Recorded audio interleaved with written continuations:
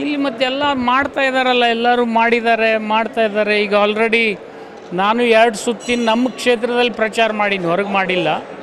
2 ಕ್ಷೇತ್ರದಲ್ಲಿ ನಮ್ಮ ಕ್ಷೇತ್ರದಲ್ಲಿ 2 ಕಡೆ ಪ್ರಚಾರ ಮಾಡಿ ಹೋಗಿದ್ದೀನಿ ನಾನು. ಜನರ ರೆಸ್ಪಾನ್ಸ್ ಚೆನ್ನಾಗಿದೆ, ಥ್ರೂಔಟ್ ಸ್ಟೇಟ್ ಚೆನ್ನಾಗಿದೆ. ಬರೀ ಬಿಜಾಪುರ ಬಾಗಲಕೋಟೆ ಅಷ್ಟೇ ಅಲ್ಲ, ಇಡೀ ರಾಜ್ಯದಲ್ಲಿ ಚೆನ್ನಾಗಿದೆ. ದೇಶ ಬದಲಾವಣೆಯನ್ನು ಬಯಸ್ತಾ ಇದೆ ಅಂತಕ್ಕಂಥ ಒಂದು ವಾತಾವರಣ ಇವತ್ತು ನಮ್ಮ ಕಣ್ಣೆದುರಿಗೆ ಗೋಚರಿಸ್ತಾ ಇದೆ.